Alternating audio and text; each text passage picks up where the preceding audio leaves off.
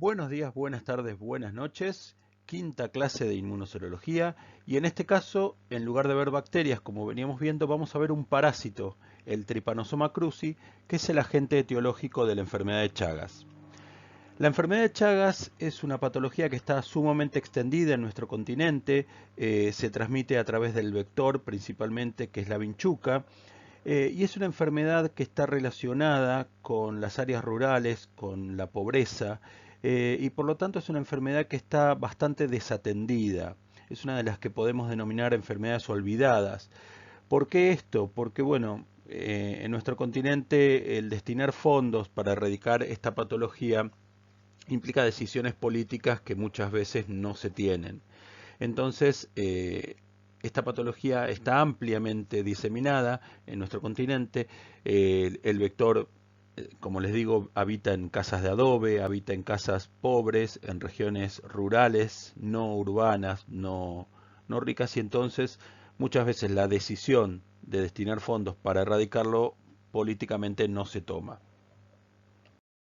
Entonces, para poder hablar de la enfermedad de Chagas, vamos a ir desglosando los distintos aspectos de esta patología en las próximas diapositivas. Primero nos vamos a preguntar qué es, de qué se trata esta enfermedad del Chagas, cuál es el agente etiológico, quién es el causante de esta enfermedad, quiénes son los posibles pacientes, quiénes pueden infectarse, cómo es que se transmite esta enfermedad. Obviamente sabemos que por sangre, por eso la estamos dando, pero es la principal vía de contagio, existe otra posibilidad de contagio. ¿Por qué nos interesa su detección en el banco de sangre? Obviamente por lo que les estoy planteando, porque se transmite por sangre, pero vamos a ver cómo. Y cómo podemos diagnosticarlo, cuáles son los distintos métodos que tenemos para poder diagnosticar esta patología. La enfermedad de Chagas-Massa o mal de Chagas, su nombre científico es Trypanosomiasis americana porque está producida por un tripanosoma en nuestro continente, obviamente en el continente americano. Es una parasitosis, está causada por un parásito, el Trypanosoma cruzi. Es una zoonosis porque se transmite también a través de un vector animal, ¿sí? Que es la vinchuca, el Triatoma infestans, y es endémica en nuestro continente desde México hasta el sur de Argentina y Chile, donde existan vinchucas. El Trypanosoma cruzi, como dijimos, es el agente etiológico, que es un protozoo, es un parásito unicelular, es microscópico, es eucariota, pertenece a la familia de los tripanosomátides del género Trypanosoma y en particular a la especie Trypanosoma cruzi, que es el causante de esta patología.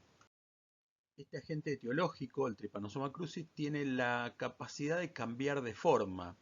Tiene tres morfologías distintas que vamos a ver que en distintos ciclos de la vida infectiva del parásito va adquiriendo.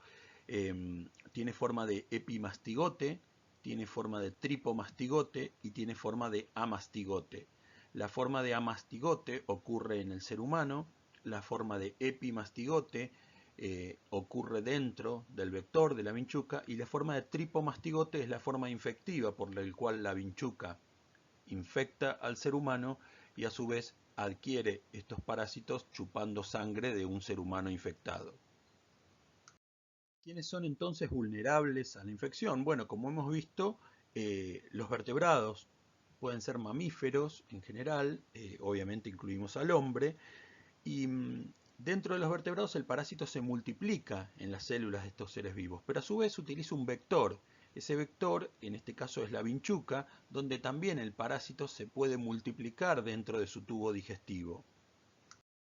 Además de la forma vectorial de transmisión, que es la forma más común, la más predominante a través de la vinchuca, como hemos dicho, existe también la forma vertical de transmisión, transmisión de madre a hija, madre que está infectada y que no lo conoce, muchas veces ha transmitido de forma vertical a sus hijos y por ahí sus hijos crecieron sin saber que tienen esta patología y se enteran cuando tienen 30 años. Además está la forma transfusional o por trasplante de órganos y por eso nosotros estamos viendo este agente patógeno en esta materia. También hay una forma de transmisión oral. En Brasil, por ejemplo, se consume mucho el jugo de azaí, el licuado de azaí, un jugo frío, que se produce con la producción de un frutito, el fruto de azaí. se ha demostrado que en la trituración de estos frutos muchas veces se trituran vinchucas que viven en estos, que son atraídas por estos frutitos, y en esa trituración de las vinchucas queda el tripanosoma en el jugo. Y ese tripanosoma ingerido se ha demostrado que es infectivo. Por lo tanto, si este jugo no es pasteurizado, puede llegar a ingerirse por pisotear, por destruir al insecto que contiene el parásito y esos parásitos quedar en la producción. Sí, es medio asqueroso, pero bueno, sepan lo que es así. Y por otro lado, por accidentes laborales, digamos, pueden haber accidentes en los cuales uno se inocule de forma accidental el parásito. Como les decía, la vía de transmisión vectorial es la forma más común de transmisión de esta patología. El vector en este caso es un insecto del orden de los hemipteros, de la subfamilia de los triatominos. Existen alrededor de 114 especies de triatominos en toda Latinoamérica. En nuestro país son 9 los que han sido identificados. Y dentro de esta familia de los triatominos tenemos 3 géneros distintos: el triatoma, el pastrongyllus y el rhodnius. En nuestro país, el triatoma infestans es la vinchuca común, la más común que se ha visto, es el principal vector de transmisión del Chagas. El triatoma infestan, como ven acá, es uno de los triatominos. Por lo general se los puede identificar por esas rayitas que ven en su abdomen, las diversas coloraciones. Esa parte se llama conexivo, es una parte del abdomen, como les digo, que lo que le permite es hincharse cuando chupan sangre y aumentar mucho su tamaño. Es decir, pueden chupar mucho sangre, aumentan su tamaño y pueden alojar esa sangre para soportar épocas de ayuno, que en algunos casos hasta pueden ser meses.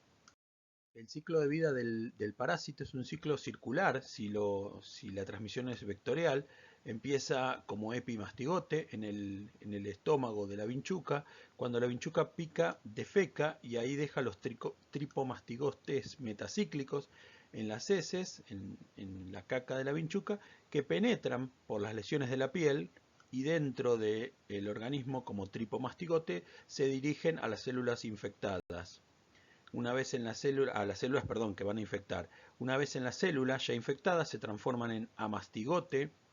Ahí los amastigotes se multiplican, producen la lisis celular y se liberan esos amastigotes colonizando nuevos tejidos. Se liberan los amastigotes en forma de tripomastigotes que a su vez vuelven a ser ingeridos por nuevas vinchucas cuando se produce la picadura. Acá tenemos nuevamente otro gráfico también que ilustra el ciclo de vida. Repasémoslo nuevamente, no viene de más. Los tripomastigotes metacíclicos dentro de la vinchuca. ¿Sí? Tenemos los tripomastigotes. Cuando la vinchuca pica, defeca, ingresan los tripomastigotes por lesiones de la piel. Dentro del ser humano, estos tripomastigotes, que tienen forma de gusanitos con cola, por decirlo de alguna forma, invaden las células cercanas. En ese lugar se transforman en amastigotes, en células cercanas a la picadura. Estos amastigotes se multiplican en esos tejidos infectados, producen la lisis celular, destruyen esas células y dentro de esas células se transforman en tripomastigotes que salen al torrente sanguíneo. Estos tripomastigotes reinician el ciclo infectando nuevas células y dentro de esas células se vuelven a transformar en amastigotes que vuelven a realizar la lisis. Esto es lo que va a hacer estas nuevas infecciones, son las que van a ir a células target, podríamos decir, que son las que van a dar luego las manifestaciones clínicas. Si en algún momento donde estos tripomastigotes en circulación nos picara una vinchuca, esa vinchuca podría ingerir esos tripomastigotes de la sangre en circulación e infectarse. Una vinchuca no infectada podría infectarse con estos tripomastigotes. Dentro del estómago de la vinchuca, esos tripomastigotes se transforman en epimastigotes. ¿Sí? Esos epimastigotes se multiplican en el estómago medio, Esta multiplicación de epimastigotes genera luego un cambio, esos epimastigotes vuelven a transformarse en tripomastigotes metacíclicos y esos tripomastigotes metacíclicos son los que en definitiva la vinchuca va a volver a defecar cuando vuelva a picar a otro ser humano e infectar a este nuevo ser humano. Como ven, hay dos ciclos, un ciclo dentro del ser humano de tripomastigote a mastigote, tripomastigote, y un ciclo en la vinchuca de tripomastigote, epimastigote y tripomastigote.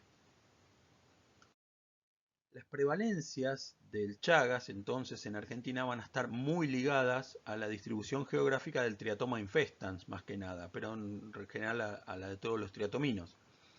En nuestro país, en las provincias del norte, del noreste y de Cuyo, es donde mayor prevalencia del Triatoma infestans encontramos y es también donde mayor prevalencia de Chagas tenemos. Después el resto de las provincias del norte y del centro del país tienen un riesgo mediano y nos encontramos con provincias de bajo riesgo en la Patagonia o en el sur, donde el insecto es inexistente o poco prevalente.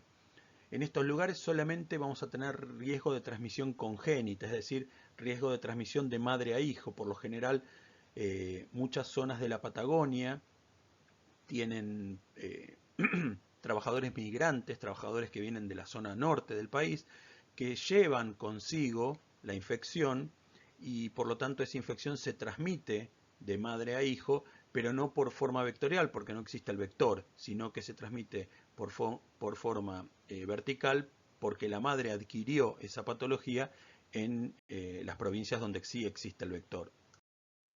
Como les planteaba anteriormente, en estas casitas de adobe viven las vinchucas. Les vuelvo a decir, miren la película porque ahí se ve muy bien cómo es este tipo de infección y por qué la necesidad de erradicar el rancho o la casa de adobe, que es un foco de cultivo del vector. Eh, entonces, volvemos a decirlo, esta es una enfermedad socioambiental, es una enfermedad socioeconómica. Las condiciones sociosanitarias hacen que esta enfermedad siga existiendo porque sigue existiendo el vector en relación con los seres humanos. Como ven, acá tenemos los distintos vectores que les planteaba. El Triatoma infestans es el principal, es el que está en Argentina, son todos estos puntitos amarillos que ven acá. Después en Brasil, el Pastrongyllus megistus, ¿sí? Es el segundo vector principal, y luego otros triatomas en el norte, en la zona del Caribe, son los responsables de estas patologías. Donde no existe el vector, hemos visto que hay transmisión vertical. También, obviamente, donde existe el vector, existe el riesgo de transmisión vertical y de hecho también se da en madres de zonas endémicas que transmiten verticalmente el parásito. La transmisión vertical de madre a hijo puede ocurrir en fase aguda o en fase crónica. Recordemos que el parásito hace nido en el músculo, músculo cardíaco, músculo digestivo, y cada tanto ese parásito en forma de amastigote sale a circulación como tripomastigote, y en este caso esos tripomastigotes pueden trasplazar placenta, puede haber una transmisión transplacentaria y eso generar incluso aborto o niños muertos, nacimientos muertos. No se ha detectado que se produzcan malformaciones, no afecta al parecer el parásito el desarrollo del feto, sí puede matarlo, pero no produce malformaciones. A todo esto vemos también que en América Latina, en zonas urbanas, tenemos una prevalencia que va desde el 2 al 51% de transmisión vertical y una prevalencia en zonas rurales del 23 al 81%. Como se ve, en las áreas rurales hay mucha mayor prevalencia con respecto a la transmisión vertical, ¿no? Lo que sería muy interesante en este caso es poder hacer diagnóstico prenatal. Muchas veces, como les digo, tiene que ver con factores socioambientales, con factores económicos, con poblaciones que están muy aisladas, en algunos casos poblaciones originarias que están lejos de alguna ciudad o algún pueblo donde puedan tener algún tipo de diagnóstico precoz. Eso sería importantísimo porque si se pudiera diagnosticar a la madre en el momento del nacimiento, se le puede hacer una instauración temprana de tratamiento a ese bebé y ese bebé podría curarse. O sea, la importancia del diagnóstico precoz en la transmisión vertical tiene que ver con la posibilidad de instaurar un tratamiento. Si esto no se diagnostica, ese tratamiento no se pone y al niño nacido infectado puede desarrollar un Chagas crónico que luego el tratamiento no va a ser efectivo. La tercera vía en orden de importancia, luego de la transmisión vectorial en primer término y de la transmisión vertical en segundo término, es la vía transfusional. Es mucho menos importante que la transmisión vertical y mucho menos importante aún todavía que la vía vectorial. La vía transfusional se ha demostrado que hay entre un 50 y un 20% de eficiencia en la transmisión por transfusión. Es decir, que de todas las unidades infectadas y transfundidas, solamente el 50% van a causar Chagas en el paciente, entre un 50 y un 20%. Se ha demostrado que hay transmisión por transfusión de todos los hemocomponentes, de plasma, de plaquetas, de concentrados de glóbulos rojos o incluso de sangre entera. Un 30% de los infectados puede llegar a desarrollar síntomas cardíacos y se han demostrado también formas graves en inmunosuprimidos que han recibido hemocomponentes contaminados. La seroprevalencia en nuestro país está entre el 0,5 y el 2% a nivel global, a nivel del país. Obviamente, si vamos evaluando provincia por provincia, nos vamos a encontrar provincias con una seroprevalencia mucho mayor y provincias, sobre todo en el norte, y provincias con una seroprevalencia mucho menor, sobre todo en el sur, porque obviamente tiene que ver con la transmisión vectorial. Como en algún momento les he planteado, la enfermedad de Chagas es una enfermedad endémica en Latinoamérica, en nuestro continente existe el Chagas, no existe en otras partes del mundo de forma endémica porque no existe el vector, porque no existen las vinchucas que lo pueden transmitir. Sin embargo, desde Latinoamérica hemos exportado, por decirlo de alguna manera, esta patología a otros lugares. Es decir, en los distintos bancos de sangre del mundo, del resto del mundo, no se realiza la enfermedad de Chagas porque justamente no tienen una prevalencia alta, no es una patología donde tengan riesgo, no tienen los vectores. Sin embargo, en algunas regiones de Europa o Estados Unidos, donde tienen un importante número de migrantes latinoamericanos, se puede llegar a hacer en forma selectiva el estudio de Chagas para los donantes provenientes de nuestro continente. En España se hace el Chagas selectivo para latinoamericanos, en Estados Unidos se realiza Chagas selectivo en algunas regiones para latinoamericanos y en algunas regiones del sur, como puede ser el estado de Miami o Texas, se realiza de forma común o de forma total para todos, en algunos bancos de sangre, para todos debido al alto número de población latinoamericana que se tiene. Como vimos, la transmisión vectorial es la transmisión más importante y se da en el mismo momento en que la vinchuca pica. Mientras está ingiriendo sangre, si tenemos una vinchuca contaminada, esa vinchuca va a defecar cerca del lugar donde está picando sangre y esas heces contaminadas de la vinchuca van a ser las que permitan que el tripomastigote ingrese al organismo. O sea, en el mismo momento en que ingiere, la vinchuca defeca y por lo tanto en ese momento se transmite el parásito. En ese momento comienza la infección y tenemos una primera parte de la infección, una primera fase que es la fase aguda. Generalmente esta fase aguda es asintomática y puede cursar con una alta parasitemia, es decir, con alto número de parásitos. Esta fase aguda tiene una duración entre 30 y 90 días, ¿sí? Si hubiera síntomas, si se presentaran síntomas, estos síntomas pueden presentarse entre los 5 y 14 días posteriores a la picadura del mosquito, del triatoma. Dentro de estos síntomas podemos hablar de síntomas inespecíficos, como pueden ser fiebre, diarrea, dolor de cabeza, vómitos, falta de apetito, malestar general. Y hay una manifestación clásica, pero que no siempre se presenta, que se denomina signo de Romaña. Romaña también fue un científico que estuvo estudiando el Chagas. Este signo de Romaña consiste en la hinchazón de uno o de los dos párpados. En general, el signo de Romaña se da cuando la vinchuca pica en la zona periorbital, alrededor de los ojos. Entonces, en este caso vemos, como vemos acá en el ojito derecho del bebé, la inflamación de estos párpados, que es lo que denominamos signo de Romaña.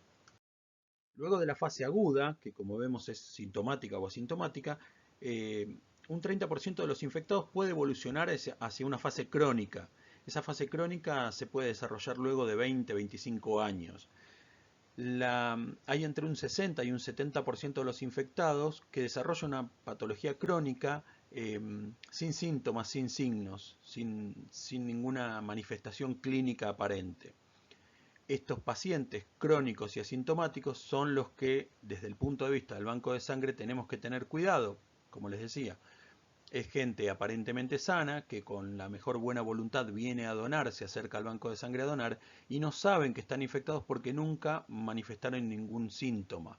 Entonces, con las pruebas serológicas, las pruebas serológicas son la herramienta que nos permiten a nosotros detectar a estos pacientes crónicos y asintomáticos.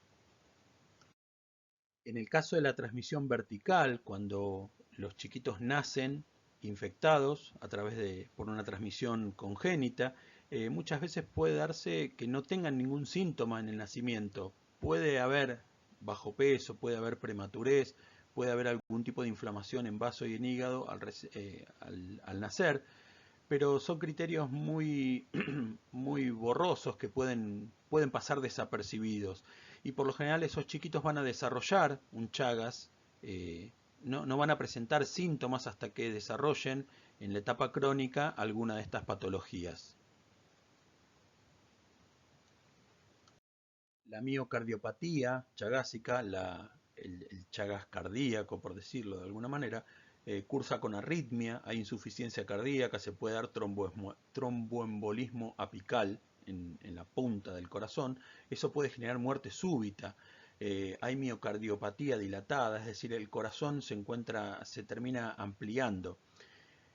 Esto ocurre porque el parásito invade el tejido cardíaco deja de tener funcionalidad y el corazón, para poder trabajar a la misma capacidad que un corazón sano, se exige mucho mayor y esto genera una miocardiopatía dilatada. Es decir, para poder cumplir con las expectativas de lo que necesita, el corazón termina exigiéndose más y eso va a generar esta dilatación y esto va a terminar derivando en una insuficiencia cardíaca. En el caso de las formas digestivas, del Chagas digestivo, vamos a ver también formas ampliadas de colon o esófago debido a la infección de estos músculos también por los parásitos. Bien, entonces vemos que existe la posibilidad de un periodo crónico, asintomático, y por lo tanto en toda Latinoamérica, donde el Chagas es endémico en 21 países, con una prevalencia alta en algunos de ellos, existe el riesgo de que un portador sano se transforme en donante de sangre. Por eso desde el banco de sangre nos interesa la detección de esta patología porque tenemos una prevalencia alta en el continente y es una patología crónica y asintomática, con posibilidad de transmisión transfusional. La importancia de esto entonces es que nosotros podemos tener parasitemia circulante en todas las fases de la infección. Si bien la parasitemia, como se ve acá, la parasitemia en la fase aguda es más alta que en la fase crónica y asintomática, dentro de la fase crónica y asintomática vamos a tener picos de parasitemia, ¿sí? Que en esos momentos va a ser altamente infectivo. Si algún donante donara en ese momento, tendríamos parásito circulante y ese parásito circulante en la unidad de sangre terminaría en una transmisión transfusional. Lo que vamos a hacer desde el banco de sangre va a ser medir los anticuerpos, que una vez que entramos en la etapa crónica, esos anticuerpos se van a mantener constantes y vamos a poder detectar la patología en el paciente, en el donante crónico y asintomático. Nosotros hemos visto en la primera clase que la Ley Nacional de Sangre, la 22990, a través de la regulación que dictan las normas técnicas y administrativas del año 2013, dictamina que tengamos que hacer 2 ensayos para Chagas, uno de lisado y uno de recombinante, para la detección de este parásito, teniendo en cuenta la prevalencia en nuestro país y el riesgo de transmisión transfusional. Por otro lado, también tenemos para Chagas, Chagas y HIV son 2 patologías que tienen una ley propia. En nuestro caso, la ley 26.281 es la Ley Nacional de Lucha contra la Enfermedad de Chagas, que dictamina algunas de los pasos a seguir y de las medidas que tomar para la lucha nacional contra esta enfermedad que nos afecta tanto. Esta ley de Chagas, además de plantear que son obligatorios los controles serológicos en donantes y en receptores de órganos, tejidos y sangre, lo que plantea también es la obligatoriedad de la realización y notificación de las pruebas diagnósticas en toda mujer embarazada, en los recién nacidos, en los hijos de madres infectadas hasta el primer año de vida y en el resto de los hijos menores de 14 años de las mismas madres. Es decir, lo que está planteando acá es, por un lado, la obligatoriedad de los controles serológicos para evitar la transmisión transfusional y por otro lado, la obligatoriedad de los controles en el momento del nacimiento, del parto, para evitar la transmisión vertical. Por su lado, la Ley Nacional de Sangre, las normas técnicas, plantean que de darse positivo un test de anticuerpos para Chagas, existe un diferimiento permanente. Esa persona no puede volver a donar nunca más, queda diferida permanentemente todas las personas que hayan tenido un ensayo de anticuerpos anti-Trypanosoma cruzi positivo. Para poder hacer estos ensayos, estos estudios, existen 2 formas. O los métodos directos, donde lo que se busca es la existencia directa del parásito, o los métodos indirectos, donde lo que se buscan es la presencia de anticuerpos dirigidos para este parásito. Dentro de los métodos directos vamos a tener aquellos que buscan el parásito en sí y aquellos que buscan el ácido nucleico del parásito, ¿sí? Es decir, buscamos el genoma, el ADN del parásito. Estos estudios de biología molecular todavía están en vías de estandarización, porque no tienen una detección establecida, no tienen un gold standard, no tienen una normatización general. Los métodos indirectos son los que vamos a utilizar en el tamizaje, los que vamos a utilizar de forma rutinaria para la búsqueda de anticuerpos en el banco de sangre. Entonces, ¿cuándo los utilizamos? Bueno, en la fase aguda, si suponemos que ha habido algún tipo de infección en ese momento, se utilizan los métodos directos, porque los métodos directos van a estar buscando el parásito circulante y como estamos en fase aguda, podría pasar que todavía ese paciente infectado no haya desarrollado anticuerpos, con lo cual podríamos no encontrar anticuerpos, pero sí encontraríamos el parásito circulante. En la fase crónica se utilizan métodos indirectos porque buscamos, sí, ahí en este caso, el anticuerpo que ya desarrolló ese paciente. En este caso, como vimos, hay ciclos en los cuales podemos llegar a encontrar por métodos directos parásitos circulantes, pero vamos a tener otros momentos en los cuales ese parásito no va a estar en circulación y por lo tanto podríamos tener falsos negativos. Es decir, la persona está infectada, pero nosotros no lo detectamos. Lo que sí vamos a detectar siempre van a ser los anticuerpos que van a estar en circulación en forma permanente. Si nosotros sometiéramos a alguien a tratamiento, podemos hacer métodos indirectos para determinar el título de anticuerpos y métodos directos que están en investigación para ver si ese tratamiento produce la caída, la disminución del parásito en circulación. Los métodos directos, por lo general los métodos de gota gruesa o de Stroud, son métodos en los cuales se busca el parásito. Se puede buscar el parásito por tinción, lo ven acá en esta diapositiva, en este método, perdonen, ven el parásito teñido, acá hay otro, ¿sí? Son parásitos en circulación en un mar de glóbulos rojos y en este que está acá los ven sin tinción y pueden llegar a ver los parásitos en movimiento. Otro método directo que se puede dar es el hemocultivo, se puede cultivar la muestra en suero fetal bovino, se cultiva en estufa a 28 grados y se observa a los 30, 60, 90 y 120 días. ¿Sí? La idea en este caso es que se pueda cultivar este parásito en estos medios y obtener un mayor número de parásitos para que sea más fácil la visualización. El otro método directo es la reacción en cadena de la polimerasa, la PCR, que en realidad se basa en la amplificación de un fragmento específico del ADN del Trypanosoma cruzi. La búsqueda de ese fragmento específico del ADN hace que nosotros podamos amplificar ese material genético, y amplificando ese material genético tener reactivo o no reactivo siempre y cuando se haya amplificado.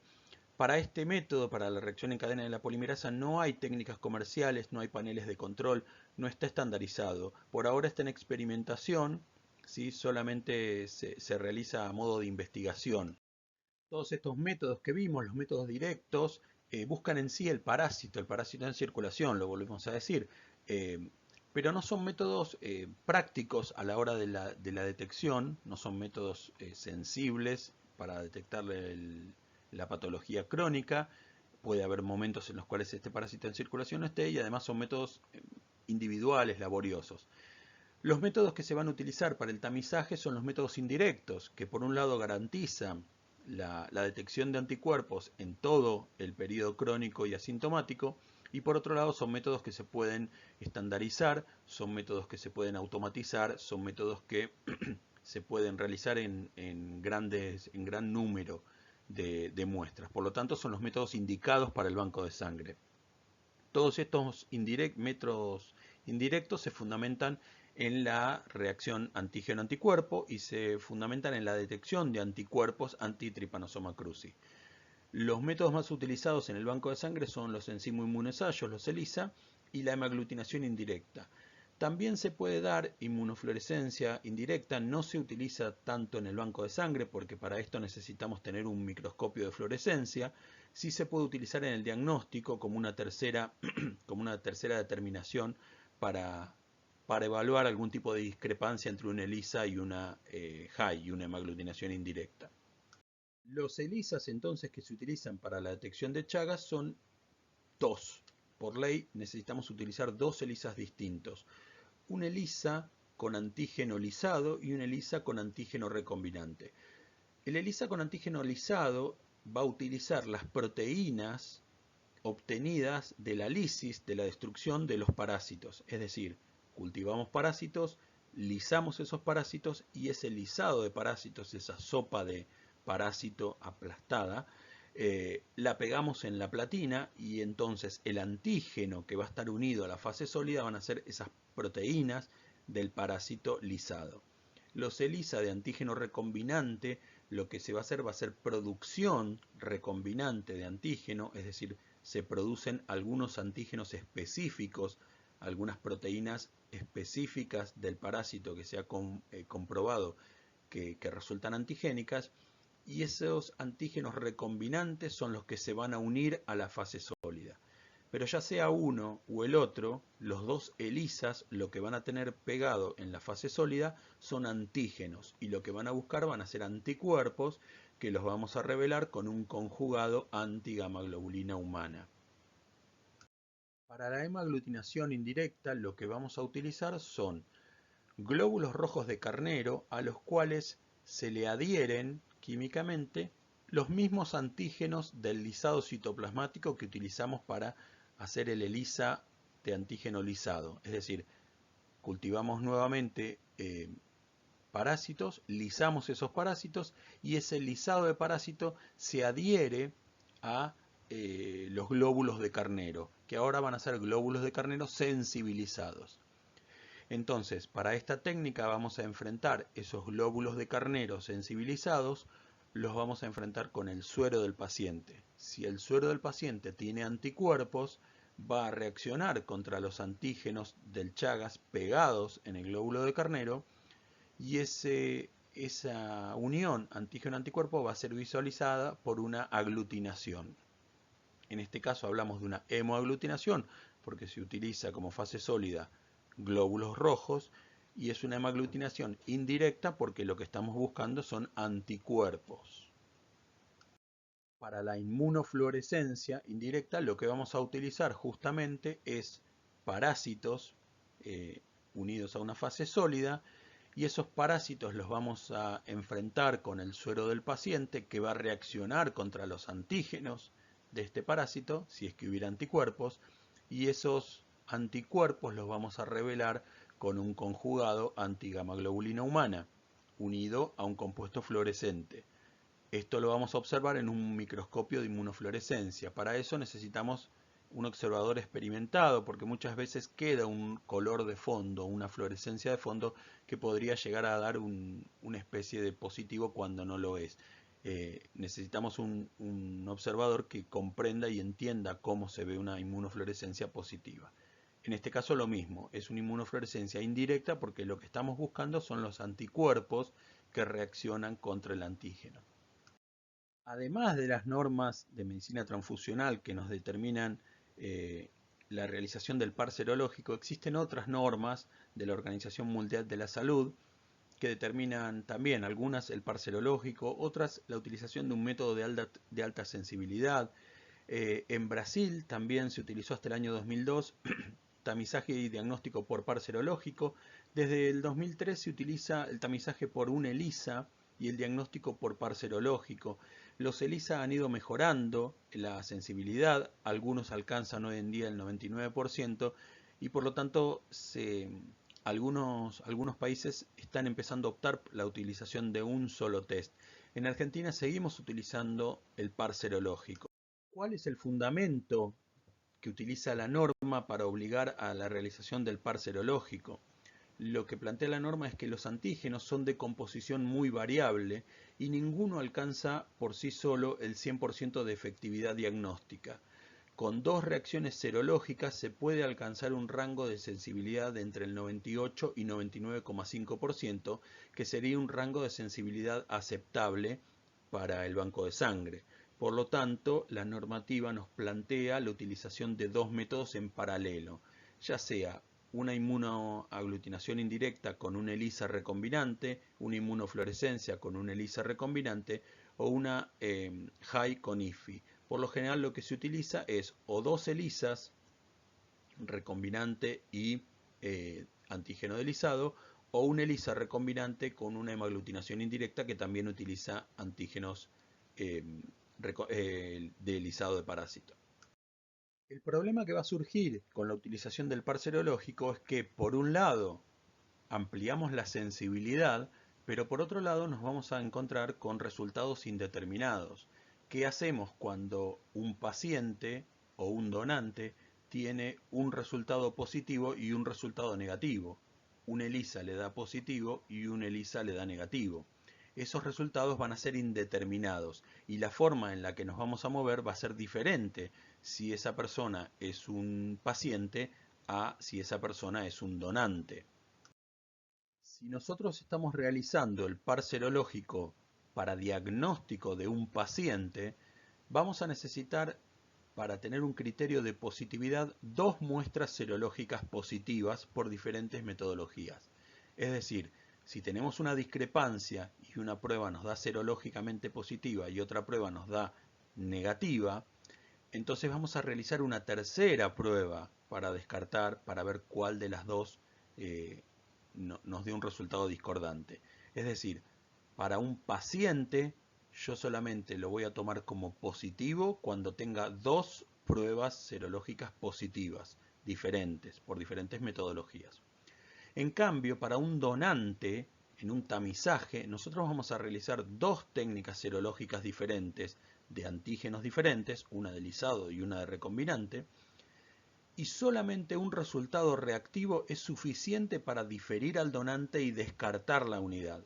Es decir, si me da una prueba positiva y una prueba negativa, el donante se difiere, la unidad se descarta y a ese donante lo cito, le informo que tiene una prueba positiva, que tiene la otra prueba negativa y lo derivo a un centro para que le realicen la tercera prueba ya como paciente, para poder diagnosticarlo si es positivo o no. pero como donante la unidad se descarta con un solo resultado reactivo.